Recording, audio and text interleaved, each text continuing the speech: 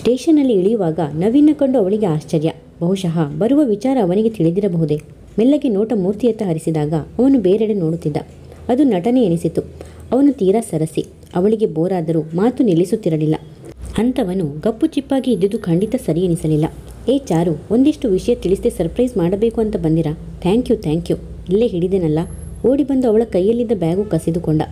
ಏದುಸಿರು ಬಿಡುತ್ತಾ ನವೀನ್ ಸಂತೋಷದಿಂದ hello Murthy, how are you ಭುಜದ ಮೇಲೆ ಕೈ ಹಾಕಿದಾಗ ಸ್ವಲ್ಪ ಸರಿಸಿದವನು ಲಗೇಜ್ ಇಳಿಸ್ಕೊ, ಟ್ಯಾಕ್ಸಿ ನೋಡ್ತೀನಿ, ಹೊರಟೇ ಬಿಟ್ಟ. ನವೀನ್ ಬೆಪ್ಪಾದ. ಮದುವೆ ನಿಶ್ಚಯವಾದ ಮೇಲೆ ಮೂರ್ತಿ ಅವನು ಫ್ರೆಂಡ್ಸ್ ಥರ ಇದ್ದರು. ಆರಾಮವಾಗಿ ಬೈಕ್ ಮೇಲೆ ಸುತ್ತಾಡಿದುಂಟು, ಜೊತೆಯಾಗಿ ಮೂವಿ ನೋಡಿದುಂಟು, ಗಂಟೆಗಟ್ಟಲೆ ಹರಟೆ ಹೊಡೆದದ್ದುಂಟು. ತಕ್ಷಣದ ಈ ಬದಲಾವಣೆಗೆ ಕಾರಣವೇನು? ಚಾರು, ಇದೇನಿದು ನಿಮ್ಮಿಬ್ಬರ ಮಧ್ಯೆ ಏನಾದರೂ ಪ್ರೇಮ ಕಲಹನ? ಸನಿಹಕ್ಕೆ ಬಗ್ಗೆ ಪಿಸುಗುಟ್ಟಿದಾಗ ಆರಾಮಾಗಿ ನಕ್ಕು ಬಿಟ್ಟಳು. ಹೇಳಿ ಕೇಳಿ ಲೆಕ್ಚರರ್ ಅಲ್ವಾ ಅಂದಳಷ್ಟೆ. ಅವನಿಗೆ ಏನೂ ಅರ್ಥವಾಗಲಿಲ್ಲ. ಲಗೇಜ್ ಟ್ಯಾಕ್ಸಿಯಲ್ಲಿ ಹಾಕಿದ ಮೇಲೆ ಕಾಲರ್ ಸರಿ ಮಾಡಿಕೊಂಡ ಮೂರ್ತಿ ನೀನು ಬರ್ತೀಯಾ ಎಂದ ನವೀನತ್ತ ತಿರುಗಿ. ಪಿಚ್ಚೆನಿಸಿತು ಅವನಿಗೆ. ಕಣಿ ಕೇಳು, ನೀವು ಕಂಡ ಮೇಲೆ ಜಗತ್ತಿನಲ್ಲಿ ಎಂಥ ಕೆಲಸವಿದ್ರೂ ಕ್ಯಾನ್ಸಲ್. ತೂರಿ ಕೂತ. ಸಾಬ್ ಎಂದಾಗ ಡ್ರೈವರ್ ತಮ್ಮ ಮನೆಯ ಅಡ್ರೆಸ್ ಹೇಳಿದ ನವೀನ್ ತಕ್ಷಣ ಸರಿಪಡಿಸಿದ. ಬೇಡ, ಮೊದಲು ನಮ್ಮ ಮನೆಗೆ ಹೋಗಬೇಕು, ಅಪ್ಪ ಫೋನ್ ಮಾಡಿದ್ರು ಎಂದ ಬಿಗಿದ ಮುಖದಿಂದಲೇ ಮೂರ್ತಿ.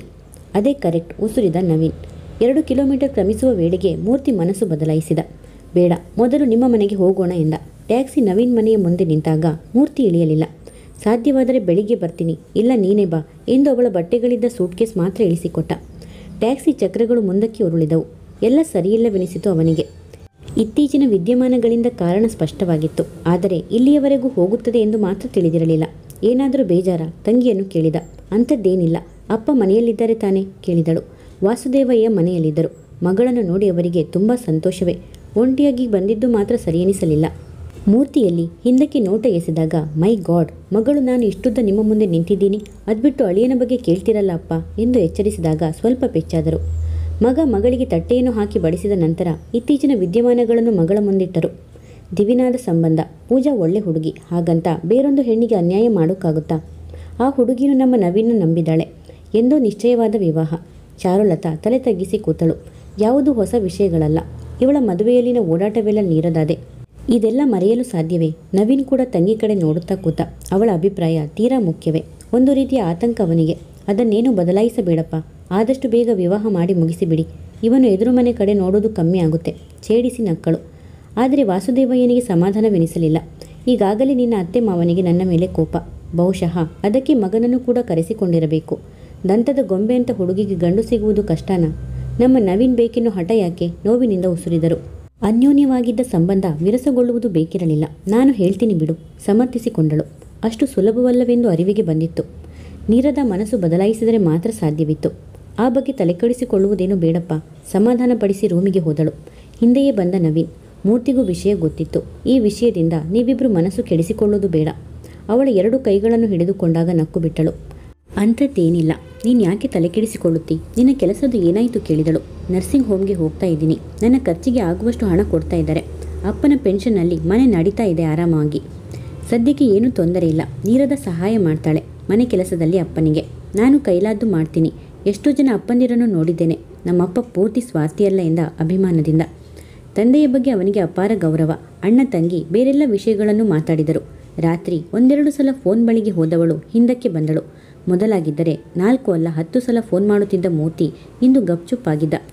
ಟ್ಯಾಕ್ಸಿ ಇತ್ತ ತಿರುಗಿದಾಗಲೇ ಬೇಡ, ಅತ್ತೆ ಮಾವನ ನೋಡಿಕೊಂಡು ಬೆಳಿಗ್ಗೆ ಇಲ್ಲಿಗೆ ಬರ್ತೀನಿ ಅಂದಿದ್ದಳು. ಅವನದು ಪೂರ್ತಿ ನಿರಾಕರಣೆ. ಬೇಡ, ಅಲ್ಲಿಗೆ ಬೆಳಿಗ್ಗೆ ಬರಬಹುದು. ವಿಚಿತ್ರವೆನಿಸಿದರೂ ತುಟಿ 2 ಮಾಡಿರಲಿಲ್ಲ. ಊಟಕ್ಕೆ ಕೂಡುವ ಮುನ್ನ ವಾಸುದೇವಯ್ಯ ಒಂದ್ಸಲ ಅಳಿಯಂದರಿಗೆ ಫೋನ್ ಮಾಡು, 4 ಮಾತಾಡದೆ ನನಗೆ ಸಮಾಧಾನವಿಲ್ಲ. ಹಾಟ್ ಬಾಕ್ಸ್ ತಂದಿಟ್ಟವರು ಹೇಳಿದರು. ಅದು ಅವಳಿಗೂ ಸರಿ ಎನಿಸಿತು. ಪ್ರತಿಷ್ಠೆಗಳೇ ಮನುಷ್ಯರಿಂದ ಮನುಷ್ಯರನ್ನು ದೂರ ಮಾಡುತ್ತದೆ ಎಂದು ಅವಳಿಗೆ ಗೊತ್ತು. ನಿಧಾನವಾಗಿ ಫೋನ್ ಬಟನ್ಗಳನ್ನು ಒತ್ತಿದಾಗ ಅವಳ ಅತ್ತೆ ಮೃಣಾಲಿನಿ ಹಲೋ ಎಂದರು. ಹೇಗಿದ್ದೀರಾ ಅತ್ತೆ ಕೇಳಿದಳು. ಚೆನ್ನಾಗಿದ್ದೀನಿ. ನೇರವಾಗಿ ಇಲ್ಲಿಗೆ ಬರಬೇಕಿತ್ತು. ಬೆಳಿಗ್ಗೆ ಬರ್ತೀಯಲ್ಲ ಎಂದಾಗ ಬರ್ತೀನಂತೆ. ಊಟ ಆಯ್ತಾ? ಅವರಿಗೆ ಫೋನ್ ಕೊಡಿ ಹೇಳಿದಳು. 2 ನಿಮಿಷ ಸ್ತಬ್ಧ. ನಂತರ ಲೈನ್ಗೆ ಬಂದವರು ಆಕೆಯೇ ಊಟ ಮಾಡ್ತಾ ಇದ್ದಾರೆ, ಬೆಳಿಗ್ಗೆ ಬರೋಕೆ ಹೇಳಿದ್ದಾನೆ. ಲೈನ್ ಕಟ್ಟಾಯಿತು. ಎಂದು ಈ ರೀತಿ ನಡೆದುಕೊಂಡಿರಲಿಲ್ಲ. ಆಗಾಗ ಈ ಮನೆ ಆ ಮನೆಯ ಮಧ್ಯೆ ಫೋನ್ಗಳ ವಿನಿಮಯವಾಗುತ್ತಾ ಇತ್ತು. ಯುಗಂಧರ್, ವಾಸುದೇವಯ್ಯ ಸಾಕಷ್ಟು ಮಾತಾಡುತ್ತಿದ್ದರು. ಹೋಗಿ ಬರುವುದೂ ಇತ್ತು. ಹಬ್ಬಗಳಲ್ಲಿ ತಂದೆ ಮಗ ಕೈ ಮಸಿ ಮಾಡಿಕೊಳ್ಳುವುದು ಬೇಡವೆಂದು ಅಲ್ಲಿಗೆ ಊಟಕ್ಕೆ ಬರಲು ಆಮಂತ್ರಣ ನೀಡುತ್ತಿದ್ದರು. ಅಂತೂ ಅತ್ಯುತ್ತಮವಾದ ಬಾಂಧವ್ಯ ಈ ರೀತಿ ಬದಲಾಗಿದ್ದು ನೋವಿನ ವಿಷಯವೇ. ತಲೆಯ ಮೇಲೆ ಕೈಯಿಟ್ಟು ಕೂತು ಬಿಟ್ಟರು ವಾಸುದೇವಯ್ಯ. ಅವರಿಗೆ ಮಗಳ ಭವಿಷ್ಯದ ಬಗ್ಗೆ ಭಯ. ತಂದೆಯ ಬಳಿ ಬಂದು ಕೂತ ಚಾರು ಈ ರೀತಿ ಕೂತರೆ ಹೇಗೆ? ಪೂಜಾಳ ಹಠ ಅವರುಗಳ ನೆಮ್ಮದಿ ಕೆಡಿಸಿದೆ. ನಾನು ಹೋಗಿ ಬೆಳಿಗ್ಗೆ ಮಾತಾಡ್ತೀನಿ, ಊಟ ಮಾಡೋಣ ಬನ್ನಿ, ಬಲವಂತದಿಂದ ಎಬ್ಬಿಸಿಕೊಂಡು ಹೋದಳು. ಊಟ ಯಾರಿಗೂ ರುಚಿಸಲಿಲ್ಲ. ಒಬ್ಬರ ಸಮಾಧಾನಕ್ಕೆ ಮತ್ತೊಬ್ಬರು ತಿಂದರಷ್ಟೇ. ಅಂದು ರಾತ್ರಿ ಯಾರೂ ನಿದ್ರಿಸಲಿಲ್ಲ. ಪದೇ ಪದೇ ಎದ್ದು ಕೂತ ನವೀನ್ ಅವರುಗಳ ಒತ್ತಾಯದ ಪ್ರಕಾರ ಪೂಜಾಳನ್ನು ವಿವಾಹವಾಗಿ ಬಿಡಲೆ ಎದೆಯೊತ್ತಿಕೊಂಡು ಬಂತು. ಇವನನ್ನು ನಂಬಿಕೊಂಡಿದ್ದ ನೀರದ ಆತ್ಮಹತ್ಯೆ ಮಾಡಿಕೊಂಡು ಬಿಡಬಹುದು. ಬರೀ ಮಾನ ಮರ್ಯಾದೆಯಾಗಿ ಬದುಕಿರುವ ಅವಳ ಮನೆಯವರೆಲ್ಲ ಎದೆಯೊಡೆದು ಸತ್ತಾರು. ಇಡೀ ಒಂದು ಕುಟುಂಬದ ದುರಂತಕ್ಕೆ ನಾನು ಕಾರಣವಾಗಬಹುದು. ಆ ನಿರ್ಧಾರ ಸರಿಯಲ್ಲವೆಂದುಕೊಂಡು ಮತ್ತೆ ಮಲಗಿದ. ನಾಳೆಗಾಗಿ ಕಾದ. ಬೇಗ ಸ್ನಾನ ಮುಗಿಸಿ ತಾನೇ ಚಟ್ನಿ ಮಾಡಿ ತಂದೆಗೂ ನವೀನ್ಗೂ ದೋಸೆ ಹಾಕಿಕೊಟ್ಟ ಚಾರುಲತಾ ನನ್ನ ಅಲ್ಲಿಗೆ ತಲುಪಿಸಿ ನೀನು ನರ್ಸಿಂಗ್ ಹೋಮ್ಗೆ ಹೋಗು ಎಂದವಳು ಮನಸ್ಸು ಬದಲಾಯಿಸಿಕೊಂಡು ನೀನೇನು ಬರೋದು ಬೇಡ, ನಾನು ಹೋಗ್ತೀನಿ ಬಿಡು ಅಂದಳು. ಏನಾದರೂ ತಿಳ್ಕೋಬಹುದು ಎಂದ ಅನುಮಾನದ ಸ್ವರದಲ್ಲಿ. ನೀನು ನರ್ಸಿಂಗ್ ಹೋಮ್ಗೆ ಹೋದೆ ಅಂತ ಹೇಳ್ತೀನಿ. ಮಧ್ಯೆ ಪ್ರವೇಶಿಸಿದ ವಾಸುದೇವಯ್ಯ ಒಬ್ಬಳು ಹೋಗೋದು ಬೇಡ, ನಾನು ಹೋಗ್ತೀನಿ ಜೊತೆಯಲ್ಲಿ, ಒಂದಿಷ್ಟು ವಾತಾವರಣ ತಿಳಿಯಾದರೆ ಸಾಕು ಎಂದರು. ಅದು ಇಬ್ಬರಿಗೂ ಸರಿ ಎನಿಸಿತು. ಮೂವರು ಮನೆಯಿಂದ ಜೊತೆಯಾಗಿ ಹೊರಟವರು ಬೇರೆ ಬೇರೆ ಆಟೋ ಏರಿದರು. ಯುಗಂಧರ್, ಮೃಣಾಲಿನಿ ಸ್ವಲ್ಪ ಖಾರವಾಗಿ ಅವರನ್ನು ದಂಡಿಸಿದ್ದರು. ನಮ್ಮ ಹುಡುಗಿಗೆ ಇದಕ್ಕಿಂತ ಉತ್ತಮವಾದ ಸಂಬಂಧಗಳನ್ನು ತರಬಲ್ಲೆ, ಆದರೆ ಪೂಜಾ ನವೀನ ಇಷ್ಟಪಟ್ಟಿದ್ದಾಳೆ. ನೀರದ ನಿಮ್ಮ ಸೊಸೆಯೆಂದು ಘೋಷಣೆ ಮಾಡಿಸಿಲ್ವಲ್ಲ, ಸುಮ್ಮನೆ ತಲೆಯಾಕಿ ಕೆಡಿಸ್ಕೋತೀರಿ? ನನ್ನ ಮಗನಿಗೆ ಲಕ್ಷಾಂತರ ವರದಕ್ಷಿಣೆ ಕೊಡುವ ಜನರಿದ್ದರು. ಒಂದು ಪೈಸೆ ತಗೊಳ್ಳದೆ ಸೊಸೆಯನ್ನಾಗಿ ಮಾಡಿಕೊಳ್ಳಿಲ್ವಾ? ಅದೆಲ್ಲ ಮನಸ್ಸಿನಲ್ಲಿ ಇರಲಿ. ಇದನ್ನೆಲ್ಲ ಮಗಳ ಮುಂದೆ ಹೇಳಿ ಅವಳ ಮನಸ್ಸನ್ನು ನೋಯಿಸಲು ಇಚ್ಛಿಸದ ವಾಸುದೇವಯ್ಯ ಉಗುಳು ನುಂಗುತ್ತಾ ಅವರ ಮನೆ ತಲುಪುವವರೆಗೂ ಮೌನವಾಗಿದ್ದರು. ಬಾಗಿಲಲ್ಲಿ ಭವ್ಯವಾದ ಸ್ವಾಗತವೇ ಸಿಕ್ಕಿತು. ಇಡೀ ರಾತ್ರಿ ಕುಟುಂಬದವರೆಲ್ಲ ಚರ್ಚಿಸಿ ಒಳ್ಳೆ ಮಾತಿನಿಂದಲೇ ಒಪ್ಪಿಸಲು ನಿರ್ಧರಿಸಿದ್ದರು. ಒಪ್ಪದಿರುವುದಕ್ಕೆ ಅವರು ಕೊಡುವ ಕಾರಣ ಸರಿ ಎನಿಸಲಿಲ್ಲ. ಬಗ್ಗಿ ಅತ್ತೆ ಮಾವಂದಿರ ಕಾಲಿಗೆ ಚಾರುಲತಾ ನಮಸ್ಕರಿಸಿದಾಗ ಇಬ್ಬರು ದೀರ್ಘ ಸುಮಂಗಲಿ ಭವ, 2 ಮಕ್ಕಳನ್ನು ಹೆತ್ತು ಸುಖವಾಗಿರು ಎಂದು ಮನಪೂರ್ತಿಯಾಗಿ ಆಶೀರ್ವದಿಸಿದರು. ಈ ವಿಷಯ ಪ್ರಸ್ತಾಪವಾಗುವ ಮುನ್ನಿನ ದಿನದವರೆಗೂ ಸೊಸೆಯ ಮೇಲೆ ಬ್ರಹ್ಮಾಂಡವಾದ ಪ್ರೀತಿ ಇತ್ತು, ಅಕ್ಕರೆ ಇತ್ತು. ಅವಳಪ್ಪ ಅಣ್ಣ ತಮ್ಮ ಮಗಳನ್ನು ನಿರಾಕರಿಸಿದ ಕೂಡಲೇ ಸೊಸೆಯ ಬಗ್ಗೆ ಕೆಂಡಾಮಂಡಲವಾಗಿದ್ದರು. ಸ್ವಲ್ಪ ಬಿಗುವಾಗಿ ವಾಸುದೇವಯ್ಯನವರನ್ನು ಮಾತಾಡಿಸಿದರು. ಅಣ್ಣ ತಂಗಿ ಹೊರಗಡೆ ಹೋಗಿದ್ದಾರೆ. ತಂಗಿ ಎಂದರೆ ನಮ್ಮ ಮೂರ್ತಿಗೆ ಪಂಚಪ್ರಾಣ. ಮೃಣಾಲಿನಿ ಒತ್ತಿ ಹೇಳಿದ ಉದ್ದೇಶ ತಂದೆ ಮಗಳಿಗೆ ಸುಲಭವಾಗಿ ಅರ್ಥವಾಯಿತು. ಪೆಚ್ಚುನಗೆ ಬೀರಿದರು ಇಬ್ಬರು. ಕೂತ್ಕೊಪ್ಪ ಎಂದು ಹೇಳಿದ ಚಾರುಲತಾ ಒಳಗೆ ಹೋದಳು. ಹಿಂಬಾಲಿಸಿ ಬಂದ ಮೃಣಾಲಿನಿ ಬಿಸಿ ಇಡ್ಲಿ ಆಗಿದೆ, ತಗೊಂಡು ಹೋಗಿ ಕೊಡು ಎಂದರು. ಅತ್ತೆಯ ಕಡೆ ತಿರುಗಿದ ಅವಳು ಬ್ಯಾಗ್ನಲ್ಲಿದ್ದ ಉಪ್ಪಿನಕಾಯಿ ಬಾಟಲಿಗಳನ್ನು ತೆಗೆದಿಟ್ಟು ಅಪ್ಪ ಹಾಕಿದ್ರು, ಮಾವನವರಿಗೆ ಇಷ್ಟ ಅಂತ ತೆಗೆದಿಟ್ಟಿದ್ದರು ಎಂದಳು. ಇದೇನು ಈ ತರಹ ಉಪ್ಪಿನಕಾಯಿ ಬಾಟಲಿಗಳು ಬರುತ್ತಿದ್ದುದು ಮೊದಲ ಸಲವಲ್ಲ. ನಿನ್ನ ತಂದೆಗೆ ಅವರನ್ನು ಕಂಡರೆ ಬಹಳ ಅಭಿಮಾನ. ಇದು ಹೀಗೆ ಮುಂದುವರಿಯುವುದು ಮಾತ್ರವಲ್ಲ, ಮತ್ತಷ್ಟು ಬಿಗಿಯಾಗಬೇಕು. ಅರ್ಥಗರ್ಭಿತವಾಗಿ ಹೇಳಿ ಹಾಟ್ ಬಾಕ್ಸ್ನಿಂದ ಇಡ್ಲಿಗಳನ್ನು ತೆಗೆದು ಪ್ಲೇಟಿಗೆ ಹಾಕಿದಾಗ ತಡೆದಳು. ತಿಂಡಿ ಆಯಿತು ಅತ್ತೆ, ಬರೀ ಕಾಫಿ ಸಾಕು, ಬೇಡ ಹಾರ್ಲಿಕ್ಸ್ ಬೆರೆಸಿ ಕೊಡ್ತೀನಿ. ಪದೇ ಪದೇ ಕಾಫಿ ಕುಡಿಯೋದು ಒಳ್ಳೆಯದಲ್ಲ ಎಂದು ತಾವೇ ಹಾರ್ಲಿಕ್ಸ್ ಬಾಟಲಿ ಎತ್ತಿಕೊಂಡಾಗ ಎದೆ ಮೇಲೆ ಕೈ ಇಟ್ಟುಕೊಂಡು ಈ ಶಾಂತಿ ಸದಾ ಇರಲಿ ಎಂದು ದೇವರನ್ನು ಬೇಡಿಕೊಂಡಿದ್ದು ಭಕ್ತಿಯಿಂದ. ಹಾರ್ಲಿಕ್ಸ್ ಲೋಟಗಳನ್ನು ಒಯ್ದು ತಾನೇ ಅವರ ಮುಂದಿನ ಟೀಪಾಯಿ ಮೇಲಿಟ್ಟಳು. ಯಾವಾಗ ಸಿಡಿಯುವುದೋ ಕಾವಲಿಯ ಮೇಲೆ ಕೂತಂಗೆ ಇದ್ದರು ವಾಸುದೇವಯ್ಯ. ಕಡ್ಡಿ 2 ತುಂಡಾಗುವಂತೆ ಮಾತಾಡುವ ಸ್ವಭಾವ ಯುಗಂಧರ್ದು ಎಂದು ಅವರಿಗೆ ಗೊತ್ತು. ಲೋಟಗಳು ಬರಿದಾದ ಮೇಲೆ ಹಾಗೆ ಒಂದು ಸುತ್ತು ಹಾಕೊಂಡು ಒಂದಿಷ್ಟು ತರಕಾರಿ ಹಿಡಿದು ಬಂದು ಬಿಡೋಣ, ಅವಳನ್ನು ಕರ್ಕೊಂಡು ಹೋದರೆ ನಡು ಮಧ್ಯಾಹ್ನವಾಗಿ ಬಿಡುತ್ತೆ. ಅವಳ ಚೌಕಾಸಿಯಲ್ಲಿ ಎದ್ದರು. ಅಂಥ ಆರಾಮ ಸ್ಥಿತಿಯಲ್ಲಿ ಇರಲಿಲ್ಲ ವಾಸುದೇವಯ್ಯ. ಇಲ್ಲೊಬ್ಬ ಸ್ನೇಹಿತನ ನೋಡಬೇಕು, ಬಹಳ ದಿನದಿಂದ ಈ ಪ್ರೋಗ್ರಾಂ ಮುಂದಕ್ಕೆ ಹಾಕೊಂಡು ಬಂದಿದ್ದೀನಿ, ಇಂದು ಅವಕಾಶ ಮಾಡಿಕೊಡಿ ಎಂದರು. ಯುಗಂಧರ್ ಜೋರಾಗಿ ನಕ್ಕರು. ಆಯಿತು, ನಿಮ್ಮನ್ನು ಡ್ರಾಪ್ ಮಾಡಿ ನಾನು ಮಾರ್ಕೆಟ್ಗೆ ಹೋಗ್ತೀನಿ. ಹಿಂದಿರುಗೋ ವೇಳೆಗೆ ನಿಮ್ಮಗಳ ಮಾತುಕತೆ ಮುಗಿದಿದ್ದರೆ ಕರ್ಕೊಂಡು ಬರ್ತೀನಿ ಅಂದಿದ್ದಕ್ಕೆ ಹೂಗುಟ್ಟಿದರು. ಫಿಯೇಟ್ ಕಾರು ಹೊರಟಾಗ ಅತ್ತೆ ಸೊಸೆ ಒಳಗೆ ಬಂದರು. ಅಷ್ಟರಲ್ಲಿ ಪಕ್ಕದ ಮನೆಯಾಕೆ ಕೊಬ್ಬರಿ ಮಿಠಾಯಿ ಪಾಕ ತೋರಿಸಿಕೊಡಲು ಮೃಣಾಲಿನಿನ ಕರೆದೊಯ್ದದ್ದರಿಂದ ಕುಕ್ಕರಿಸಿದಳು ಚಾರುಲತಾ ಸೋತಂತೆ. ಯುಗಂಧರ್ ಬಗ್ಗೆ ಅವಳಿಗೆ ಗೊತ್ತು, ಸ್ವಲ್ಪ ಪ್ರತಿಷ್ಠೆಯ ಮನುಷ್ಯ. ನಾನು ಅನ್ನುವ ಅಹಂಕಾರ ಸ್ವಲ್ಪ ಜಾಸ್ತಿ ಅನ್ನೋದು ಬಿಟ್ಟರೆ ಒಳ್ಳೆಯವರೇ. ಒಂದು ಪ್ರೈವೇಟ್ ಸಿಮೆಂಟ್ ಫ್ಯಾಕ್ಟರಿಯಲ್ಲಿ ಒಳ್ಳೆ ಪೋಸ್ಟ್ನಲ್ಲಿದ್ದು ರಿಟೈರ್ಡ್ ಆದವರು. 1-2 ದೇವಸ್ಥಾನಗಳ ಟ್ರಸ್ಟಿಗಳು, ಗಾಯನ ಸಮಾಜದ ಸೆಕ್ರೆಟರಿ, ಲಯನ್ಸ್ಗೆ ಮಾಜಿ ಗವರ್ನರ್, ಇಂತಹ ಹಲವು ಗೌರವಗಳು ಅವರಿಗೆ ಲಭ್ಯ. ಸ್ವಲ್ಪ ಮುಂಗೋಪ, ಒಂದಿಷ್ಟು ಹಠ ಅವರ ಸದ್ಗುಣಗಳನ್ನೆಲ್ಲ ಹೋಮಕುಂಡಕ್ಕೆ ಎಸೆದು ಬಿಡುತ್ತಿತ್ತು. ಈ ಸ್ವಭಾವದ ಪರಿಚಯ ಚಾರುಲತೆಗೆ ಇದ್ದುದರಿಂದ ಹೆದರುತ್ತಿದ್ದಳು. ಸ್ವಲ್ಪ ಮೂರ್ತಿ ಅವಳ ಪರ ನಿಂತರೆ ಧೈರ್ಯವಾಗಿ ಎದುರಿಸಬಹುದಿತ್ತು. ತಾತ್ಕಾಲಿಕ ಅನುಮಾನ ಕಾಡುತ್ತಿತ್ತು. ಮೂರ್ತಿ ವಾಚಾಳಿ ಮಾತ್ರವಲ್ಲ, ವಾಗ್ಮಿ ಕೂಡ. ಯಾವುದೇ ವಿಷಯವನ್ನು ತಗೊಂಡ್ರೂ ಅರ್ಥವತ್ತಾಗಿ ಆಕರ್ಷಕವಾಗಿ ಮಾತಾಡಬಲ್ಲ. ಕೆಲವೊಮ್ಮೆ ತಾನು ಅವರಿಗೆ ವಿದ್ಯಾರ್ಥಿಯಾಗಿದ್ದರೆ ಚೆನ್ನಾಗಿರುತ್ತಿತ್ತು ಎಂದುಕೊಳ್ಳುತ್ತಿದ್ದುದುಂಟು. ಮೃಣಾಲಿನಿ ಬರುವ ಮುನ್ನವೇ ಅಣ್ಣ ತಂಗಿ ಬಂದರು. ತಬ್ಬಿ ಮುದ್ದಾಡುತ್ತಿದ್ದ. ಪೂಜಾ ಎಂದಾಗ ಯಾವಾಗ ಬಂದಿದ್ದು ಅತ್ತಿಗೆ, ನೇರವಾಗಿ ಇಲ್ಲಿಗೆ ಬಂದು ಅಲ್ಲಿಗೆ ಹೋಗಬಹುದಿತ್ತು. ಸಣ್ಣ ಆಕ್ಷೇಪಣೆ ಎತ್ತಿದಾಗ ಮೂರ್ತಿಯೇ ಉಸುರಿದ. ನಾನೇ ಬಿಟ್ಟು ಇಲ್ಲಿಗೆ ಬಂದೆ. ಸ್ಟೇಷನ್ನಲ್ಲಿಯೇ ಕಾರು ಕೊಟ್ಟಂಗೆ ಬಂದಿದ್ದ ನವೀನ್ ತಾನು ತಂದಿದ್ದ ಹೊಸ ಡ್ರೆಸ್ಗಳ ಪ್ಯಾಕೆಟ್ಗಳನ್ನು ಅವಳ ಮುಂದೆ ಬಿಡಿಸಿಟ್ಟ. ಪೂಜಾ, ಈ ಕಲರ್ ನನಗೆ ಚೆನ್ನಾಗಿ ಕಾಣಲ್ವಾ? ಹಾಕೊಂಡು ಕೇಳಿದಾಗ ನೀನು ಯಾವ ಡ್ರೆಸ್ ಹಾಕಿದ್ರೂ ಚೆನ್ನಾಗಿ ಇರ್ತೀಯ. ಗುಡ್ ಪರ್ಸನಾಲಿಟಿ ನಿಂದು, ಹೊಗಳಿದಳು ಚಾರುಲತಾ. ಅದರಲ್ಲಿ ಉತ್ಪ್ರೇಕ್ಷೆ ಏನೂ ಇರಲಿಲ್ಲ. ನ್ಯಾಚುರಲ್ ಆಗಿ ಅವಳು ಚೆನ್ನಾಗಿದ್ದಳು. ಅದನ್ನ ನೀವು ನಿಮ್ಮ ಅಣ್ಣನಿಗೆ ಹೇಳಬೇಕು. ದಡಾರನೆ ಪ್ಯಾಕೆಟ್ಗಳನ್ನು ರೂಮಿಗೆ ಕೊಂಡೊಯ್ದು ಹಾಸಿಗೆ ಮೇಲೆ ಎಸೆದಳು ಪೂಜಾ. ಸಾರಿ ಪೂಜಾ, ಈಗಾಗಲೇ ನನ್ನ ಮದುವೆ ನಿಶ್ಚಯವಾಗಿದೆ. ಎದುರು ಮನೆ ನೀರದಾನ ನೀನು ನೋಡಿರಬೇಕಲ್ಲ, ಅವಳೇ ಹೆಣ್ಣು ಎಂದಿದ್ದ ನವೀನ್. ಮುಂದಿದ್ದ ಐಸ್ ಕ್ರೀಮ್ ಬಿಟ್ಟು ಬಂದು ಮತ್ತಷ್ಟು ಗಟ್ಟಿಯಾಗಿದ್ದಳು. ಅಪ್ಪ, ನಾನು ಡಾಕ್ಟರ್ ನವೀನ್ನ ಇಷ್ಟಪಟ್ಟಿದ್ದೇನೆ, ಮಿಕ್ಕಿದ್ದು ನಿಮ್ಮದು ಎಂದು ತಾಯಿ ತಂದೆ ಮುಂದೆ ಹೇಳಿದಾಗ ಅವರು ಹರ್ಷಿಸಿದ್ದರು. Good selection. ಲಗ್ನದ ಡೇಟ್ ಫಿಕ್ಸ್ ಮಾಡಿ ಛತ್ರ ಹುಡುಕಬೇಕು. ಆ ಆನಂದ ಉಳಿಯಲಿಲ್ಲ. ಅತ್ಯಂತ ನಮ್ರವಾಗಿ ಇರೋ ವಿಷಯ ತಿಳಿಸಿ ನಿರಾಕರಿಸಿದ್ದು ಅವರ ಪಾಲಿಗೆ ದೊಡ್ಡ ಅಪರಾಧವಾಗಿತ್ತು. ಈ ಸೋಲನ್ನು ಅವರು ಮಾತ್ರ ಒಪ್ಪಿಕೊಳ್ಳಲಾರರು. ಎದುರು ಕೂತಿದ್ದವನು ಬಂದು ಪಕ್ಕದಲ್ಲಿ ಕೂತ. ವಿಷಯ ಪ್ರಸ್ತಾಪಿಸಿದ್ಯಾ ಕೇಳಿದ. ಇಲ್ಲವೆಂದು ತಲೆಯಾಡಿಸಿದ ಚಾರುಲತಾ. ವಿಷಯ ನನಗೆ ಗೊತ್ತಿದೆ, ಹೇಗೆ ಪ್ರಸ್ತಾಪಿಸಲಿ? ಸಮಾಜದ ಮುದ್ರೆಯೊಂದು ಬಿದ್ದಿಲ್ಲ ಅಷ್ಟೇ. ಅವಳು ನಮ್ಮ ಮನೆ ಸೊಸೆ ಆಗ್ಬಿಟ್ಟಿದ್ದಾಳೆ.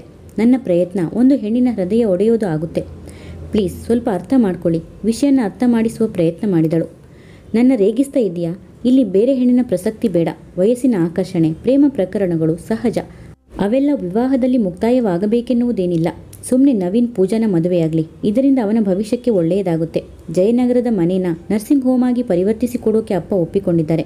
ಇಂಥ ಅದೃಷ್ಟ ಎಷ್ಟು ಜನಕ್ಕೆ? ಹೆಮ್ಮೆ ಅಭಿಮಾನದಿಂದ ಹೇಳಿಕೊಂಡ. ಚಾರುಲತೆ ಎದ್ದು ಹೋಗಿ ಹೊರಗೆ ನಿಂತಳು. ತಣ್ಣನೆಯ ಗಾಳಿ ಕೂಡ ಬಿಸಿ ಎನಿಸಿತು. 100 ಕನಸುಗಳನ್ನು ಹೊತ್ತು ಈ ಮನೆಯ ಹೊಸಿಲನ್ನು ತುಳಿದಾಗ ಇಲ್ಲಿನ ಜನರೆಲ್ಲ ದೇವತೆಗಳಂತೆ ಭಾಸವಾಗಿದ್ದರು. ಈಗ ಇಕ್ಕಟ್ಟಿಗೆ ಸಿಕ್ಕಿಸಲು ಆಯುಧಗಳನ್ನು ಹಿಡಿದು ನಿಂತಿದ್ದು ನೋಡಿ ಅವಳಿಗೆ ಹೆದರಿಕೆಯಾಗಿತ್ತು.